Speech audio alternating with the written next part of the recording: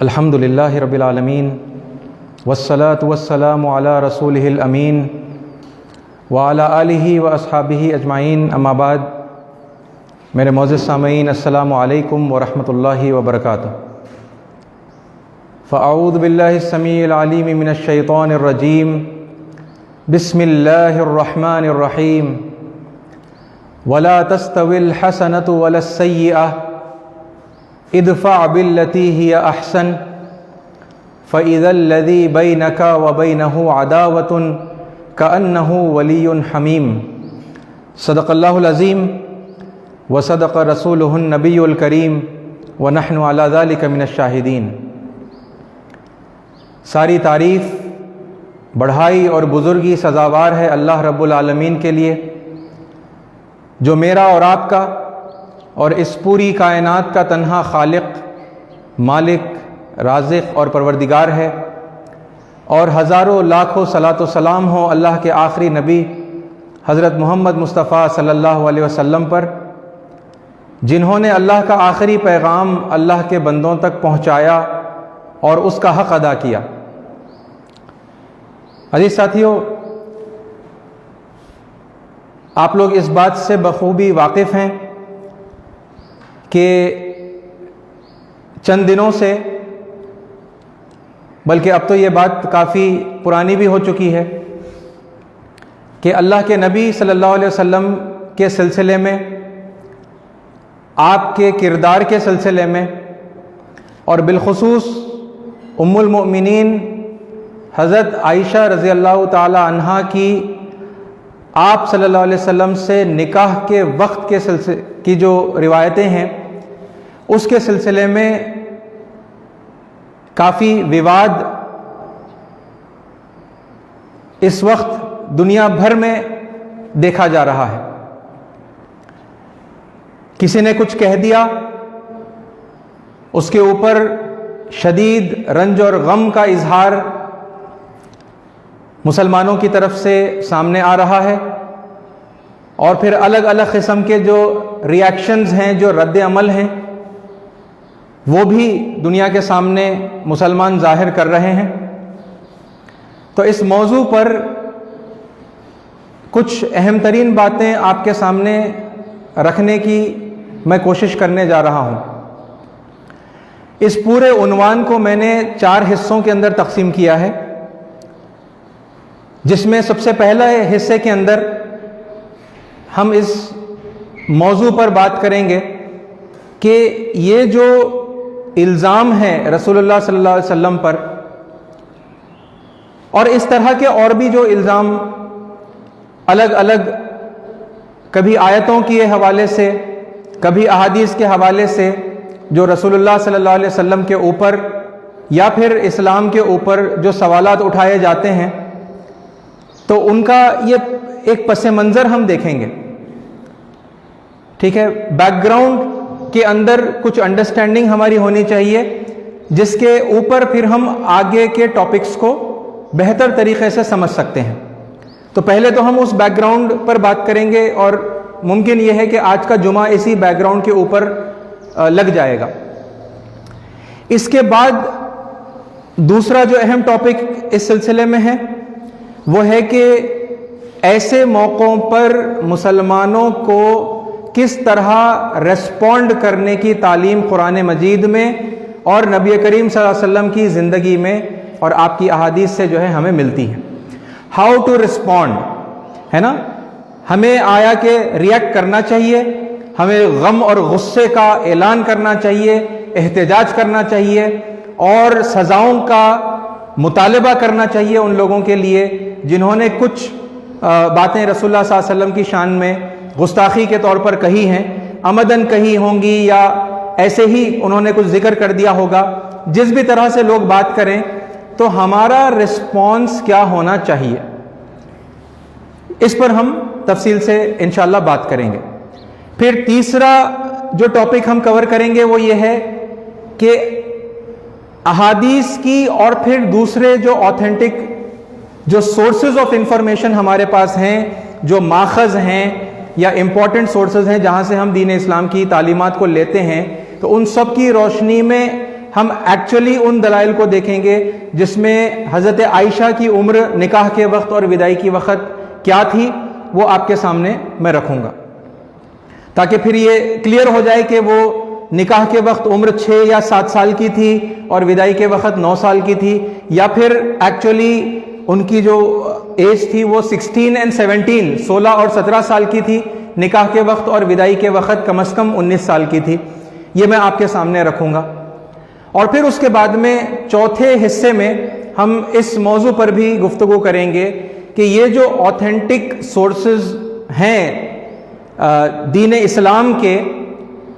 ان کے اندر اگر کوئی ایسی باتیں شامل ہو جاتی ہیں جو قرآن مجید سے ٹکراتی ہیں یا جو فطرت سے ٹکراتی ہیں، تو ان کو کس طریقے سے ہم دیکھیں اور ہمارا رویہ پھر دین کو سمجھنے کے معاملے میں کیسا ہو۔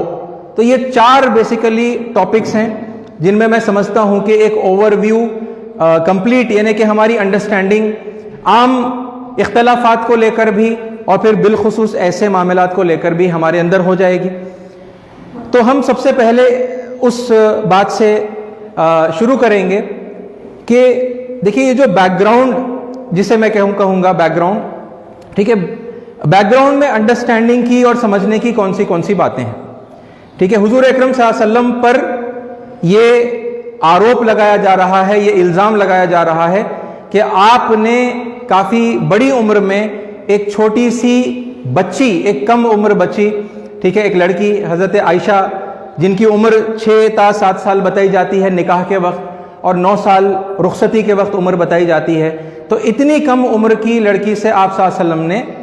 نکاح کیا۔ اب اس پر الگ الگ طرح کا لوگ اظہار خیال کر رہے ہیں۔ سب سے پہلی بات اس بیک گراؤنڈ میں، سب سے پہلی بات ٹھیک ہے سمجھنے کی جو میں آپ کے سامنے عرض کرنا چاہتا ہوں، اور گزارش کے ساتھ میں کہ یہ چونکہ بڑے سینسیٹیو باتیں ہیں، ہے نا، خاص طور پہ جو لوگ دین اسلام سے بے حد محبت کرتے ہیں اور اللہ سے، اس کے پیارے نبی محمد صلی اللہ علیہ وسلم سے بے حد محبت کرتے ہیں، تو وہ کبھی بہت زیادہ جلدی مشتعل ہو جاتے ہیں، وہ ایموشنلی ایجیٹیٹڈ ہو جاتے ہیں۔ تو میں ان سے گزارش کروں گا کہ وہ پورے صبر کے ساتھ، پورے تحمل کے ساتھ میں، پورے اطمینان کے ساتھ میں، پوری بردباری کے ساتھ میں ان باتوں کو سنیں، کیونکہ ٹھنڈے دل سے ہم سمجھنے کی، سننے کی، ہے نا، اینالائز کرنے کی کوشش کریں گے تو پھر بڑی آسانی سے باتیں ہمارے سمجھ میں آئیں گی، ٹھیک ہے۔ تو اس سلسلے کی بیک گراؤنڈ کی سب سے پہلی امپورٹنٹ بات میرے نزدیک یہ ہے کہ جانے انجانے میں، پاسٹ میں، ماضی کے اندر مسلمانوں کی طرف سے دوسری جو دھرموں کی ریلیجس پرسنالٹیز ہیں ان کی توہین ہوئی ہے، ٹھیک ہے۔ جانے انجانے میں ہم نے کیا کیا، دوسرے یہ جو دھرم ہے، یعنی عیسائیت ہے مثال کے طور پر، یا پھر سکھزم ہے، یا پھر ہمارا جو سناتن دھرم ہے جسے عام طور پر ہندوازم کہتے ہیں، ٹھیک ہے، اور اس طرح کی اور بھی جو دھرم کہلاتے ہیں، ان کی ریلیجس جو پرسنالٹیز ہیں، ٹھیک ہے، ان کی جو امپورٹنٹ دھارمک جو شخصیات ہیں، ان کا ہم نے جانے انجانے میں یعنی کہ ان کی ہم نے توہین کی ہے، ان کی ہم نے بے عزتی کی ہے۔ یہ ہمیں ہرگز نہیں کرنا چاہیے تھا، چاہے کوئی کچھ کہے۔ اور اس کے لیے پھر میں قرآن مجید سے آپ کو وہ دلیل دوں گا جہاں پر اللہ تعالیٰ نے بالکل واضح الفاظ کے اندر اس بات کی ممانعت فرمائی ہے، ٹھیک ہے۔ اللہ تعالیٰ حکم دے رہا ہے، حکم ہے یہ، ٹھیک ہے، امر کا صیغہ ہے اس آیت کے اندر، آپ لوگ غور کریں، یہ کوئی ریکویسٹ نہیں ہے، یہ بلکہ آرڈر ہے اللہ تعالیٰ کا۔ اللہ تعالیٰ کہہ رہا ہے کہ وَلَا تَسُبُّوا الَّذِينَ يَدْعُونَ مِن دُونِ اللَّهِ، یعنی یہ پوری بحث ایک طرف کہ وہ شخصیتیں ریئل ہیں نہیں ہیں ان کے تعلق سے، اور جو بھی باتیں جو بنائی جاتی ہیں اس پر ہم بات کریں گے آگے، لیکن ڈائریکٹ اللہ تعالیٰ کا کلیئر کمانڈ کیا ہے؟ کمانڈ یہ ہے کہ وَلَا تَسُبُّوا الَّذِينَ يَدْعُونَ مِن دُونِ اللَّهِ، یہ لوگ یعنی کہ وہ جو اسلام کو نہیں مانتے، ٹھیک ہے، وہ جو غیر مسلم ہیں، وہ لوگ اللہ کے علاوہ جس کسی کو بھی پکارتے ہیں، تم انہیں برا بھلا مت کہو. یہ ڈائریکٹ اس آیت کا ٹرانسلیشن ہے, آپ اٹھا کر کسی بھی ترجمے کے اندر دیکھ لیجیے. یعنی یہ کوئی ایسی بات نہیں ہے جس کو کھینچ تان کے ہمیں سمجھانے کی ضرورت ہے اور بڑے انٹرپریٹیشن کے بعد میں ہے نا بڑا توجیہ تشریح کر کے ہمیں سمجھ میں آئے گا کہ اچھا یہ بات بتائی گئی ہے قرآن میں. انتہائی واضح طور پر یہ اللہ تعالیٰ حکم دے رہا ہے کہ جس کسی کو یہ اللہ کے علاوہ پکارتے ہیں تم انہیں برا بھلا مت کہو, تم انہیں گالیاں نہ دو. اور اس کی وجہ بھی پھر اللہ تعالیٰ آگے بیان کرتے ہیں, وَلَا تَسُبُّوا الَّذِينَ يَدْعُونَ مِن دُونِ اللَّهِ فَيَسُبُّوا اللَّهَ عَدْوًا بِغَيْرِ عِلْمٍ. وہ پلٹا کر اللہ کو گالیاں دیں گے, وہ اللہ کو برا بھلا کہیں گے بغیر کسی علم کے, کیونکہ وہ ریئیکشن میں آ جائیں گے, ہے نا. وہ جس کسی کو بڑا سمجھ رہے ہیں, ہو سکتا ہے کہ خدا بھی سمجھ رہے ہوں گے, خدا سمجھنے کے باوجود بھی تم ان شخصیتوں کو برا بھلا نہیں کہو گے, کیونکہ پھر کیا ہوگا, وہ ریاکشن میں اللہ تعالیٰ کو یعنی حقیقی معبود کو وہ برا بھلا کہیں گے اور انہیں علم نہیں ہوگا, بغیر علم, ہے نا, بغیر علم کے بغیر سوچے سمجھے وہ اللہ تعالیٰ کو برا بھلا کہیں گے. تو عزیز ساتھیوں, یہ کتنا ڈائریکٹ کمانڈ ہے اللہ تعالیٰ کا, جس کا آپ خود اس بات کا پھر جائزہ لیجئے کہ کیا ہم نے ماضی میں اس اللہ کے اہم ترین حکم کی فرما برداری کی ہے یا پھر جانے انجانے میں ہم نے نافرمانی کی. اور میں یہ نہیں کہہ رہا سارے مسلمانوں نے نافرمانی کی, جس کسی نے بھی کی وہ اس بات کا جائزہ لے, اور جو کوئی دوسرے یعنی جو خود تو نہیں کر رہے تھے, ہے نا, دوسرے مذہبی جو گرو ہیں, جو مہاپروش ہیں, جو بڑے مانے جاتے ہیں, ہو سکتا ہے کہ ہم خود ان کی شان میں کوئی گستاخی نہیں کر رہے تھے, لیکن دوسرے کرنے والوں کو جب دیکھ رہے تھے,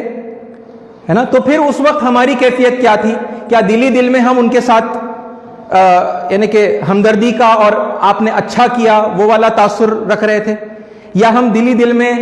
کڑ رہے تھے کہ بھئی یہ ایسا تو نہیں کرنا چاہیے تھا, ہے نا,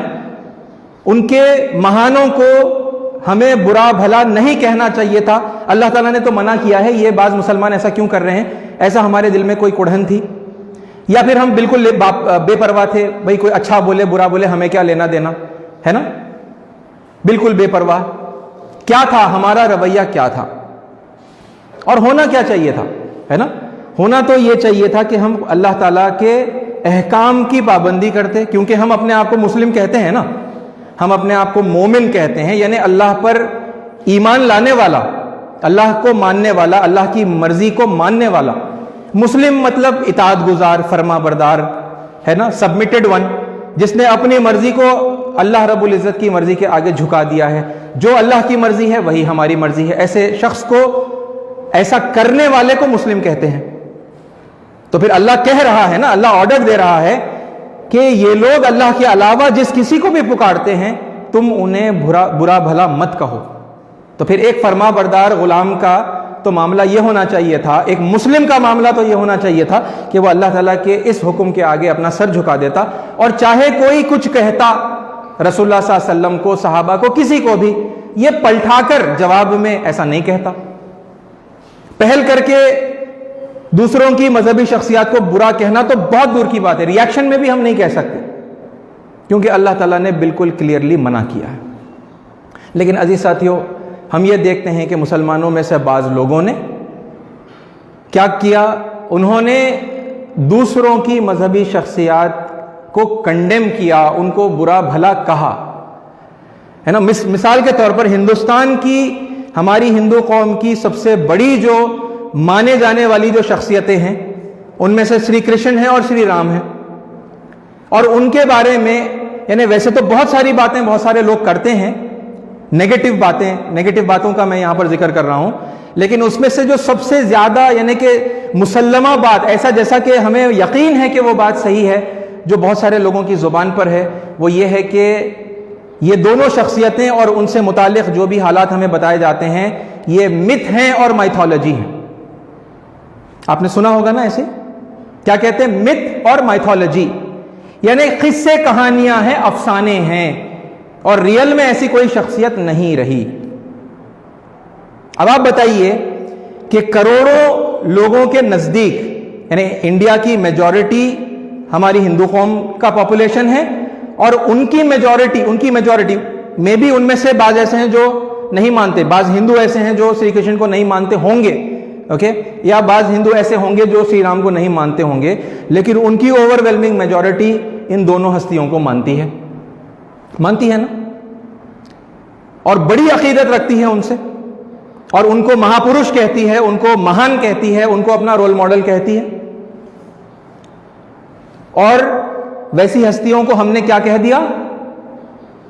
ہم میں سے بعض لوگوں نے کہا کہ وہ متھ ہیں اور مائتھولوجی ہیں، یعنی ان کا وجود ہی نہیں ہے۔ متھ کا مطلب ایک امیجنری چیز ہے نا، تصور میں بس خیالی ہے، وہ ریئل میں نہیں تھی۔ مائتھولوجی افسانے، اور اس کے لیے پھر ہم دلائل لے کر آتے ہیں کہ دیکھو فلاں تاریخ کو فلاں نے لکھی تھی، لہٰذا مطلب وہ کوئی ہستی تھی ہی نہیں، ہے نا، انہوں نے مطلب ایسا کیریکٹر سوچا اور اس کے بارے میں یہ سب تفصیلات لکھی ہیں، تو لہٰذا مطلب ہم بھی وہی بات کہہ رہے ہیں، یہ اپنے ڈیفنس میں کہتا ہے مسلمان۔ یا پھر مطلب ہندوؤں میں سے بعض مطلب ایک چھوٹا سا پرسنٹیج ایسا بھی ہے جو ان شخصیتوں کو نہیں مانتا یا ان کی مخالفت بھی کرتا ہے، ان کو پسند نہیں کرتا، تو پھر ہم ان کے حوالے دیتے ہیں، دیکھو ہندو خود کہہ رہے ہیں کہ وہ متھ ہے، مائتھولوجی ہے، تو یعنی ہم کہنے میں کیا ہو گیا؟ بھئی ہم کہنے میں کیا ہو گیا؟ یہ بڑا سوال ہے۔ دوسرے کہہ رہے ہیں، ان کے پاس جو بھی وجہ ہوگی وہ کہنے کی، وہ سبجیکٹ ٹو ڈسکشن ہے، لیکن کیا ان کے کہنے کی وجہ سے میں اور آپ کہہ سکتے ہیں؟ کیا ہمیں اجازت مل گئی کہ لوگ کہہ رہے ہیں تو تم بھی کہو؟ پتہ چلتا ہے کہ مجھے اور آپ کو، دیکھیے اگر یہ سب اگر کے ساتھ، اگر ہم اپنے آپ کو مومن کہتے ہیں، آستھک ہے نا، ایمان والا اگر ہم اپنے آپ کو کہتے ہیں، اور مسلم یعنی فرما بردار، اوبیڈینٹ اگر ہم اپنے آپ کو کہتے ہیں، تو پھر اللہ کے اس حکم کی فرما برداری کرنا ہمارے اوپر لازم ہے۔ اللہ نے کیا ہمیں رعایت دی ہے، گنجائش دی ہے؟ لوگوں نے تمہارے نبی کو گالی دی تو تم پلٹا کر ان کو گالی دے دینا ہے نا، یا پھر اگر لوگ کہہ رہے ہیں وہ کچھ ہستیوں کے بارے میں برا بھلا، تو چلو سب کہہ رہے ہیں تو تم بھی کہہ دینا، یہ ایسی کوئی رعایت ملتی ہے ہمیں؟ تو پتہ یہ چلتا ہے کہ ہمارے لیے ایسی کوئی رعایت نہیں ہے، بلکہ اللہ کا سخت آرڈر ہے، بڑا اسٹرکٹ آرڈر ہے کہ تم انہیں برا بھلا نہیں کہو گے، اگرچہ کہ وہ اللہ کے علاوہ ان ہستیوں کو پکار رہے ہوں گے، اگر معبود بھی سمجھ رہے ہوں گے، ٹھیک ہے، من دون اللہ، اللہ کے علاوہ، ولا تسبوا الذین، ان لوگوں کو برا بھلا مت کہو، یدعون من دون اللہ، جن کو اللہ کے علاوہ پکارا جا رہا ہے، یعنی جن کو اللہ کے ساتھ شریک کیا جا رہا ہے، ان کو بھی تم برا بھلا نہیں کہہ سکتے۔ اور اس میں سب سے بڑی جو بری بات کہہ دیتے ہیں لوگ وہ ہے کہ یہ متھ ہے اور مائتھولوجی، ان کے وجود پہ سیدھا سیدھا سوال کھڑا کر دیا گیا اور کہا گیا وہ تو ہے ہی نہیں، ہے نا۔ یہ کتنی بڑی انسلٹ کی بات ہے اور کتنی بری بات ہے جو ان ہستیوں کے تعلق سے کہی جا رہی ہے۔ ایسا کہنے کی مجھے اور آپ کو بالکل اجازت نہیں تھی۔ اگر ہم اس بات کا خیال رکھتے ہوتے، ویسے مسلمانوں میں سے بہت سارے لوگوں نے رکھا ہے، ٹھیک ہے، لیکن ان کی وہ ہمدردی، ان کی وہ اچھائیاں اتنا پبلکلی، جیسا سوشل میڈیا اور اس طرح کے جو پلیٹ فارمز ہیں نیوز چینلز پر، وہ اتنی عام نہیں ہوتی جتنی یہ بدتمیزی کی حرکتیں جو ہیں جو عام ہو جاتی ہیں، اور پھر ایک منظر، ایک پکچر ایسا بن جاتا ہے پوری کمیونٹی کا کہ سب کے سب بدتمیز لوگ ہیں، سب کے سب یہ اس طرح کی گستاخیاں کرتے رہتے ہیں۔ اور ساتھ میں مطلب یہ بھی ہے کہ مسلمانوں کو پھر اب اٹھنا چاہیے، آگے آنا چاہیے، اور یہ جہاں پر بھی اس طرح کی کوئی برائیاں کی جا رہی ہیں دوسروں کی مذہبی شخصیات کے بارے میں، تو ہمیں آگے بڑھ کر قرآن مجید کے حوالے سے لوگوں کا، مسلمانوں کا ہاتھ پکڑنا چاہیے، روکنا چاہیے جو یہ بدتمیزیاں کر رہے ہیں، کیونکہ اللہ کے حکم کی نافرمانی ہو رہی ہے نا، اور ہم سمجھ رہے ہیں کہ ہم کوئی بہت اچھا کام کر رہے ہیں، کوئی دین کی خدمت انجام دے رہے ہیں، یہ اس طرح کی باتیں کر کے۔ اگر ہم یہ خیال رکھتے ہوتے، اور پھر اس سے اور آگے بھی بہت کچھ کرنے کا تھا، خالی یہ نہیں کہ ہم نے گالیاں نہیں دی اور برا بھلا نہیں کہا، بلکہ آپ لوگوں کے علم میں یہ بات ہے، اور اگر نہیں ہے تو میں آپ کو یاد دلا دوں کہ دیکھیے دنیا میں ابو الانبیاء دو ہیں۔ عام طور پر مسلمان یہ سمجھتے ہیں کہ ابو الانبیاء ایک ہی ہیں، حضرت ابراہیم علیہ السلام،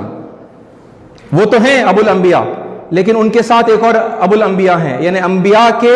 باپ. کون؟ وہ ہیں حضرت نوح علیہ السلام. اور یہ دونوں وہ جلیل القدر پیغمبر ہیں جن کی نسل کے اندر اللہ تعالیٰ نے نبوت بھی رکھی اور کتاب بھی رکھی ہے نا. یہ اللہ تعالیٰ خود قرآن مجید میں ہمیں خبر دیتا ہے، وَلَقَدْ أَرْسَلْنَا نُوحًا وَإِبْرَاهِيمَ. غور کریں آیت پر، ہے نا، عربی میں ہے مگر آپ غور کریں، آپ کو سمجھ میں آئے گی. میں پھر تھوڑا بہت سمجھاؤں گا بھی. وَلَقَدْ أَرْسَلْنَا، اور در حقیقت ہم نے بھیجا، نوحًا، نوح علیہ السلام کو، وَإِبْرَاهِيمَ، اور ابراہیم علیہ السلام کو، وَجَعَلْنَا، اور ہم نے بنایا، فی ذریتہم النبوۃ والکتاب، ان دونوں کی ذریت میں ہم نے نبوت بھی رکھی، کتاب بھی رکھی.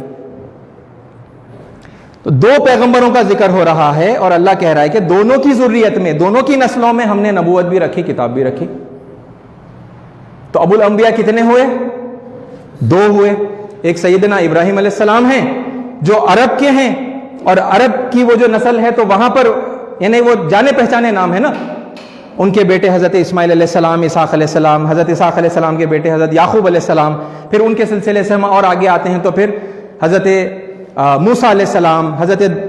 داؤد اور سلیمان علیہ السلام، حضرت عیسیٰ علیہ السلام، اور پھر حضرت اسماعیل کی اولاد میں سے محمد صلی اللہ علیہ وسلم. یعنی ابراہیمی نسل کے اندر یہ تمام پیغمبروں کا جو ہے تذکرہ ہمیں معلوم ہے. کتابیں بھی ہمیں معلوم ہے کہ زبور ہے اور تورات ہے اور انجیل ہے اور قرآن ہے. لیکن اللہ تعالیٰ قرآن میں ایک اور سلسلہ کا ذکر کر رہا ہے یہاں پر، اور وہ بھی پرانا سلسلہ، کیونکہ نام پہلے آیا، وَلَقَدْ أَرْسَلْنَا نُوحًا وَإِبْرَاهِيمَ. تو نوح علیہ السلام کا نام پہلے آیا. اور ویسے بھی ہم جو بھی تاریخی علم رکھتے ہیں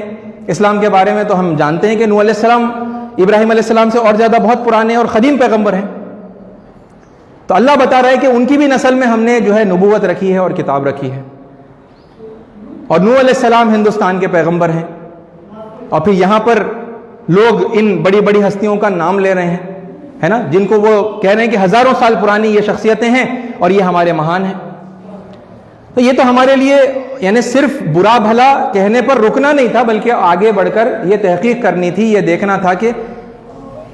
وہ کون سی شخصیتیں ہیں جنہیں اللہ تعالیٰ نے ہندوستان میں بھیجا تھا، ہے نا، جن کو نبی بنایا تھا، پیغمبر بنایا تھا، جن کے ذریعے سے اللہ تعالیٰ نے حق کو دوبارہ جو ہے یاد دہانی کرنے کے لیے بھیجا تھا. اللہ تعالیٰ نے یہ دیکھنا تھا. اور پھر جب ہم وہ بھی قرآن کی روشنی میں کرتے ہم، کیونکہ قرآن مجید کیا ہے؟ کسوٹی ہے نا. قرآن مجید کیا ہے؟ فرقان، حق اور باطل میں فرق کر دینے والی کتاب ہے. یعنی کوئی جھوٹی شخصیت ہے اور کوئی سچی شخصیت ہے تو قرآن مجید پر ہم پرکھ لیتے.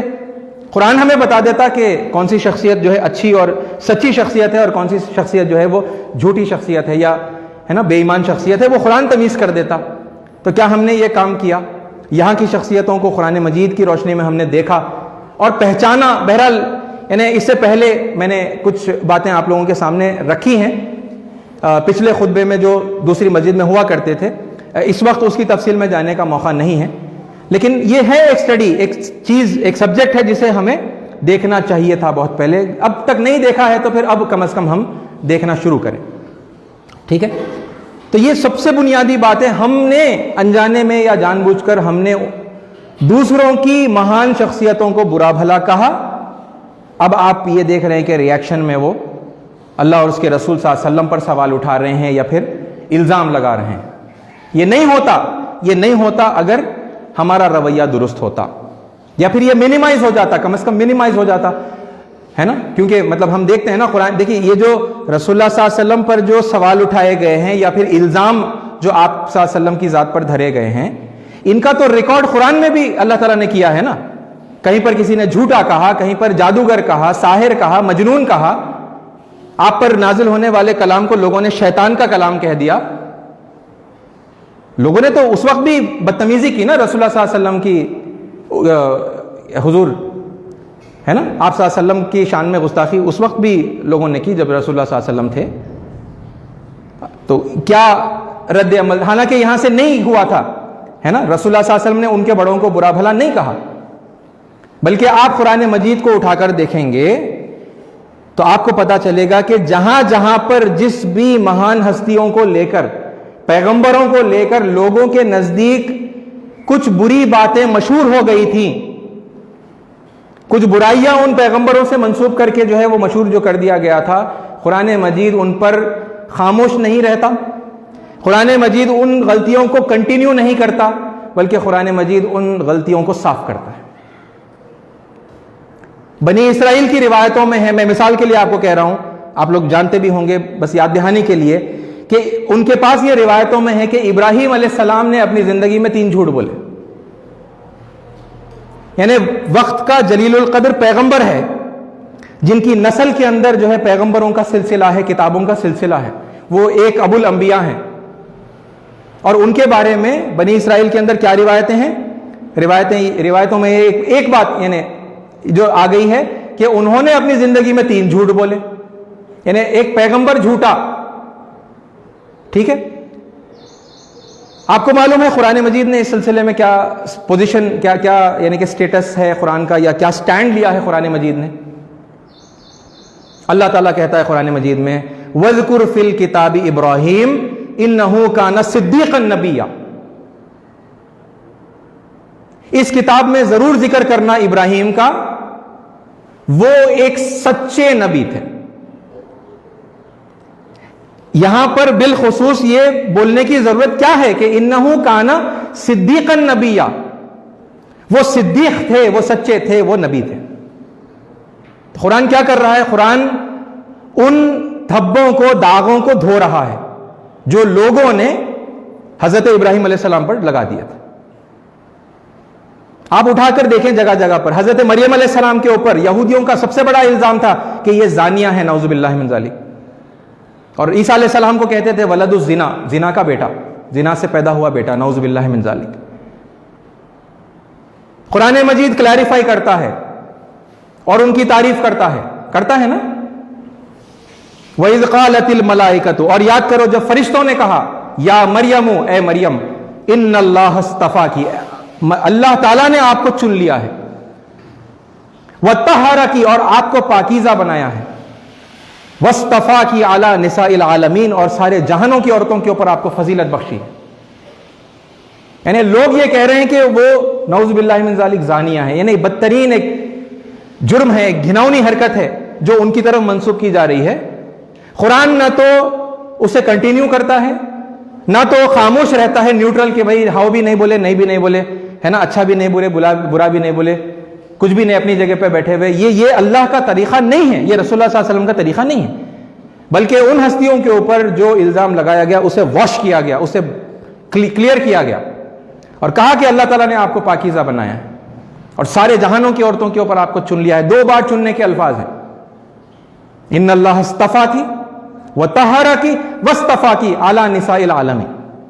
اللہ تعالیٰ نے آپ کو چن لیا ہے، آپ کو پاکیزہ بنایا ہے، اور سارے جہاں کی عورتوں کے اوپر آپ کو فضیلت بخشی ہے، یا پھر آپ کو چن لیا ہے۔ یہ تو قرآن کا رویہ ہے۔ تو پھر جو کتاب والے لوگ ہیں، اس کتاب کو ماننے والے لوگ ہیں، ان کا بھی تو رویہ یہی ہونا چاہیے تھا۔ یہ نہیں کہ دوسرے کہہ رہے ہیں ان کے بارے میں یہ سب بری بری باتیں تو ہم بھی ان کو کنٹینیو کرتے ہیں، یا پھر ہم خاموش بیٹھ جاتے ہیں، ہم نہ ان کے فیور میں بولیں گے نہ ان کے خلاف میں بولیں گے، ہم نیوٹرل رہیں گے۔ یہ دونوں رویے یہ قرآن کے رویے نہیں ہیں، بلکہ قرآن کا رویہ یہ ہے کہ آپ ضرور یعنی تحقیق آپ کر لیں، ہے نا، تحقیق آپ کر لیں، اس سے پہلے آپ ہو سکتا ہے کہ آپ خاموش رہیں گے، اپنی پوری تحقیق کر کے مطمئن ہو جائیے، اور قرآن اور سنت کی روشنی میں آپ اپنی تحقیق کو کریے گا، اور کرنے کے بعد میں اس کے بعد جب آپ کو سمجھ میں آ جائے کہ وہ شخصیتیں کون تھیں، ٹھیک ہے، اور وہ کیا پیغام لے کر آئے تھے، اور لوگوں نے پھر ان کے ساتھ کون سی باتوں کو جوڑ دیا ہے، تو پھر اس کے بعد میں آپ نکل کر ان کی صفائی جو ہے لوگوں کے سامنے پیش کر سکتے ہیں۔ تو صفائی پیش کرنا یہ ہمارا دراصل رویہ ہونا چاہیے تھا، ٹھیک ہے۔ ہم نے کیا کیا؟ صفائی پیش نہیں کی، اور یعنی سب نے نہیں کیا، میں پھر وہ بات بار بار دہرا رہا ہوں، سب نے ایسا نہیں کیا، لیکن بعض مسلمانوں نے کر کے سارے یعنی مسلم کمیونٹی کا نام خراب کیا ہے۔ تو انہوں نے برا بھلا کہا ہے نا، دوسرے لوگوں کی مذہبی بڑی شخصیات کو انہوں نے برا بھلا کہا۔ اس میں سے سب سے جو کامن بات ہے کہ وہ مت اور مائتھولوجی ہیں، یعنی وہ ان کا کوئی وجود ہی نہیں ہے، ایسا کہہ کر لوگوں نے کہہ دیا، اور اب آپ جو دیکھ رہے ہیں وہ اس کے ریاکشن میں ہے۔ ورنہ آپ ہمدردی دیکھتے، اور آپ کو یاد ہوگا کہ اس سے پہلے حکومت ہند نے رسول اللہ صلی اللہ علیہ وسلم کے ساتھ ہمدردی کی ہے۔ یعنی ہماری یہ جو ہندو قوم ہے، ان کی بردباری کو اگر آپ دیکھیں تو تو آپ کو یاد ہوگا ایک نام سلمان رشدی، اس نے ایک کتاب لکھی سیٹینک ورسز، شیطانی آیات۔ آپ کو معلوم ہے دنیا میں وہ کون سا ملک ہے جس نے سب سے پہلے اس کتاب کو بین کیا؟ وہ ہمارا ملک ہے، بھارت، انڈیا۔ ہمارے ملک کی حکومت نے رسول اللہ صلی اللہ علیہ وسلم کی شان میں ایسی گستاخی کو دیکھ کر انہوں نے سب سے پہلے اس کتاب کو بین کیا، بعد میں پھر دوسرے لوگوں نے اپنا اپنا کچھ اور کیا، یعنی ایون کوئی مسلم کنٹری نہیں تھی اس کتاب کو سب سے پہلے بین کرنے والی، وہ ہماری کنٹری تھی۔ یہ اخلاق ہیں ہماری قوم کے، اگر ہم جا کر ہے نا ان کو سمجھنے کی، ان کے قریب ہونے کی، ان کو دیکھنے کی اگر ہم کوشش کریں تو سمجھ میں آئے گا کہ آپ کو کہ وہ کتنے بااخلاق لوگ ہیں، ہے نا۔ وہ اٹھے تھے ڈیفنس میں، انہوں نے اس کتاب کو بین کیا تھا، ٹھیک ہے۔ وہی رویہ کنٹینیو ہوتا تھا اگر ہماری روش جو ہے قرآن مجید کے مطابق ہوتی، ہے نا۔ بہرحال یہ سب سے پہلا بیک گراؤنڈ میں پوائنٹ تھا۔ دیکھیے ہم نے ایسے کہا، اب ہم ریاکشن دیکھ رہے ہیں، یاد رکھیے اس بات کو، ہے نا۔ ہماری جو باتیں ہم نے کی ہیں ان کی مذہبی شخصیات کی توہین میں، تو اس کے ریاکشن میں اب آپ یہ چیز دیکھ رہے ہیں، اور وہ بھی کچھ لوگ ہیں جو ریاکشن میں آپ کے سامنے بات کر رہے ہیں، ورنہ ابھی بھی یعنی ہماری ہندو قوم کی میجورٹی جو ہے ایسا نہیں کرتی، بڑا بردبار جو ہے رویہ ہے ان کا۔ اچھا، پھر اس کے بعد اب اگلی جو بات ہے جو آپ کے سامنے میں رکھوں گا، دیکھیے یہ جو رسول اللہ صلی اللہ علیہ وسلم کے سلسلے میں یہ جو بات ہم کر رہے ہیں، یہ اور اس جیسی اور بھی جو باتیں ہیں کہ اب آپ نے ایک انتہائی چھوٹی عمر کی لڑکی سے آپ نے نکاح کر لیا، ہے نا، ایک بہت یعنی کہ بےہودہ کام اسے سمجھ رہے ہیں، یہ اور اس جیسی اور جو یعنی ایسے اور جو واقعات ہیں، یہ صرف رسول اللہ صلی اللہ علیہ وسلم کے ساتھ محدود نہیں ہے، یہ دوسری بیک گراؤنڈ میں بات ہے سمجھنے کی، جس کے اوپر پھر ہم اپنا آگے کا آرگیومنٹ ہم بلڈ اپ کر سکتے ہیں۔ دیکھیے عیسیٰ علیہ السلام کے بارے میں کچھ بری باتیں مشہور نہیں ہیں کیا؟ حضرت سلیمان علیہ السلام کے بارے میں، یعنی میں ذکر کرتے ہوئے چلوں آپ کو، عیسیٰ علیہ السلام شراب پیتے تھے، نعوذ باللہ، سور کا گوشت کھاتے تھے، ایسی باتیں مشہور ہیں عیسائیوں میں۔ سلیمان علیہ السلام کی 1000 رکھیلیں تھیں، کانکیوبائنس، اور وہ ایک رات میں سب کے ساتھ فارغ ہوتے تھے، ایسے باتیں وہاں پر موجود ہیں۔ کون ہے یہ؟ اللہ تعالیٰ کے بڑے پیغمبروں میں سے ہے نا، نبیوں میں سے ہے نا، ٹھیک ہے۔ ابراہیم علیہ السلام کا میں نے آلریڈی آپ کے سامنے ذکر کیا ہے نا، کہ ان کے بارے میں 3 جھوٹ مشہور ہیں کہ انہوں نے اپنی زندگی میں 3 جھوٹ بولے تھے۔ اور آپ اور پیچھے چلے جائیں، حضرت نوح علیہ السلام، ہے نا۔ یہ جو باتیں جب شامل ہوتی ہیں ان کی وجہ سمجھ لیں ہم، یہ ایسی ہی باتیں شری کرشن کے تعلق سے اور شری رام کے تعلق سے بھی کی گئی ہیں۔ شری کرشن کے سلسلے میں وہ جو گوپیوں کے تعلق سے جو واقعات ہیں، یا پھر مکھن چرانے کے جو واقعات ہیں، شری رام کے سلسلے میں شمبھو کا ودھ ہے نا، یا پھر سیتا جی کی اگنی پریکشا کا جو واقعہ ایسے جو واقعات ہیں، ٹھیک ہے۔ پہلے تو مطلب میں آپ کو یہ بتاؤں کہ اس کا بیک گراؤنڈ کیا ہوتا ہے نا۔ دیکھیے بیک گراؤنڈ میں ایک بات یہ ہوتی ہے کہ وہ لوگ جو دھرم کے دشمن ہوتے ہیں یا دین کے دشمن ہوتے ہیں، وہ لوگوں کو دین سے بیزار کرنے کے لیے ان باتوں کو کہتے ہیں اور پھیلاتے ہیں۔ مقصد کیا ہے؟ دھرم سے، دین سے، سچائی سے، حق سے لوگوں کو متنفر کر دینا، بیزار کر دینا، دور کر دینا۔ اور یہ کرنے کے 2 بڑے انسٹنسز ہوتے ہیں، ایک پیغمبر کی زندگی میں خود ان کے بارے میں پرسنل اٹیک کریں، ان کے کیریکٹر کو اسیسینیٹ کرنے کی کوشش کریں، ان کو بد اخلاق ثابت کرنے کی کوشش کر دیں، تاکہ ہے نا سننے والے جو کوئی یقین کر لیں، وہ پھر اس نبی سے، اس پیغمبر سے بھی دور ہو جائیں، اور پھر وہ دین سے دور ہو جائیں۔ یہ زندگی میں خود ہوتی ہیں باتیں، جیسا میں نے آپ سے کہا قرآن مجید میں ریکارڈ ہے، رسول اللہ صلی اللہ علیہ وسلم کی زندگی میں آپ کے اوپر جو الزام لگائے گئے، ہے نا، ساحر بولے، جادوگر، مجنون بولے جس کے اوپر جن سوار ہو گیا، کذاب بولے، جھوٹا، نعوذ باللہ، یہ آپ کی زندگی میں آپ کے اوپر یہ الزام لگائے گئے،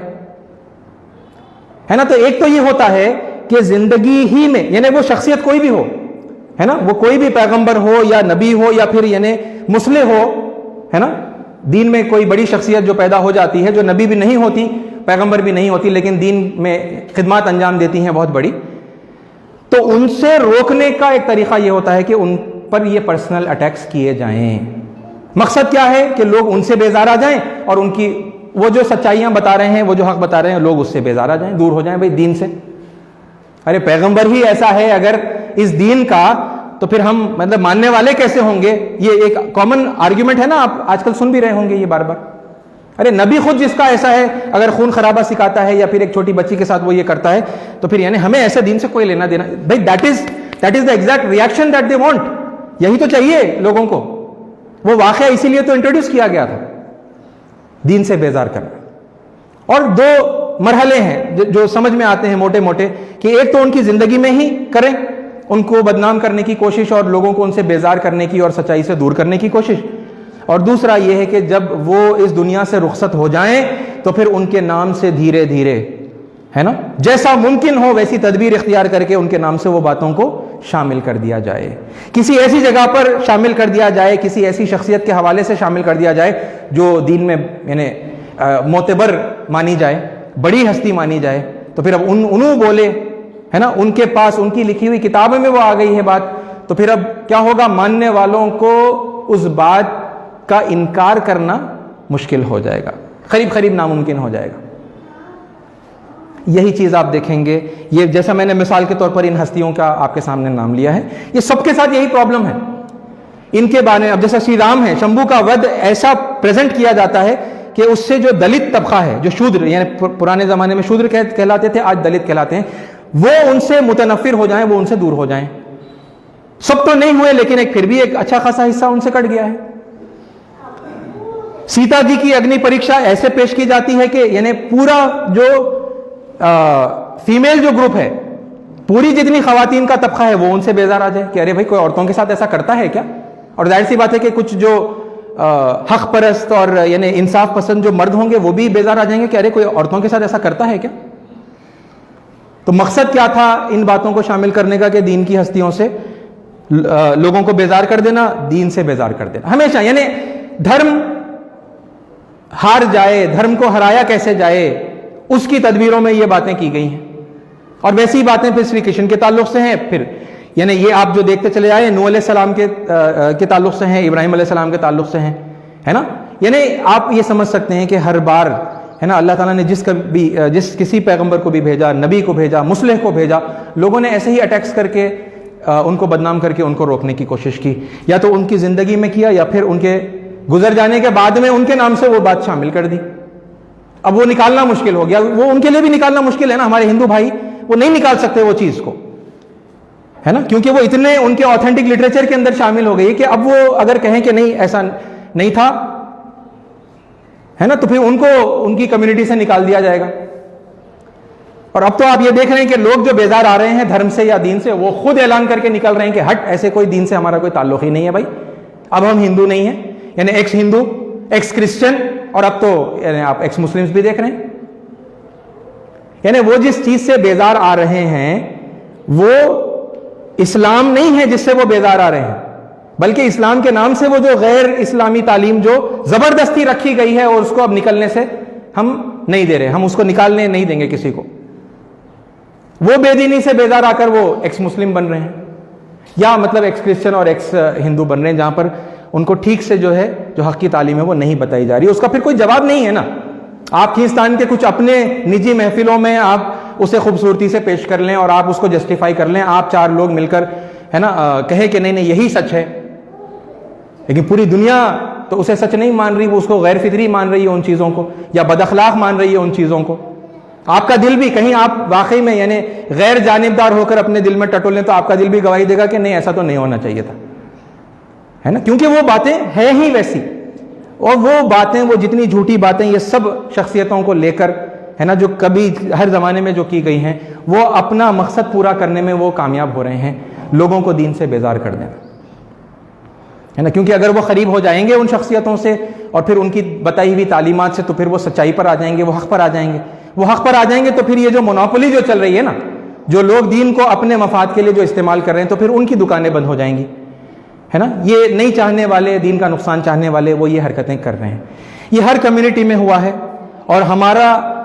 جو مشن ہے وہ سارے لوگوں تک ہدایت کو پہنچانا ہے، سبھی لوگوں کو ایک دوسرے سے متحد کرنا، سب کو جوڑنا ہے. تو ہماری ہمدردیاں کوئی ایک کمیونل انداز کی نہیں ہے کہ ایک کمیونٹی کے ہم ہمدرد ہیں اور دوسری کمیونٹی کے ہم دشمن ہیں یا لاپرواہ ہیں دوسری کمیونٹی سے. ہم ایسے نہیں ہیں. کیوں نہیں ہیں؟ کیونکہ ہمارے نبی ایسے نہیں تھے. یعنی یہ بات میں مسلمانوں سے کہہ رہا ہوں کہ جو کوئی یہ مانتا ہے کہ رسول اللہ صلی اللہ علیہ وسلم رحمت للعالمین تھے، صرف رحمت للمسلمین نہیں تھے، ہے نا، سارے جہاں کے لیے، سارے جہانوں کے لیے رحمت تھے، تو جہاں میں جتنے لوگ رہتے ہیں اس جہاں میں سب کے لیے ہمدرد، سب کے لیے رحمت، تو پھر ہم کیسے صرف مسلم اورینٹڈ ہو جائیں، صرف اسی ہے نا کمیونٹی کی ہم بھلائی کی اور رائٹس کی اور اس کی ہم بات کریں، ایسا ہم نہیں کر سکتے، بلکہ ہم سب کے حق کی بات کریں گے، ہے نا، سب کے لیے انصاف کی بات کریں گے، اور پھر سب کے اتحاد کی بھی ہم بات کریں گے۔ یہ تھی وہ باتیں جو میں نے بیک گراؤنڈ کی حیثیت سے آپ کے سامنے رکھی۔ آئندہ جمعہ انشاءاللہ زندگی رہی، موقع رہا تو پھر اسی پر ہم اور آگے جو اور 3 نکات ہیں جو میں نے آپ کے سامنے ذکر کیے اس پر بات کریں گے۔ اللہ تعالی ہمیں حق بات کو سمجھنے کی، اس پر عمل کرنے کی، اور پھر دوسروں تک پہنچا کر اس دنیا میں امن اور امان اور محبت کو قائم کرنے کی توفیق عطا فرمائے۔ آمین۔ وآخر الدعوانا الحمدللہ رب العالمین۔ جو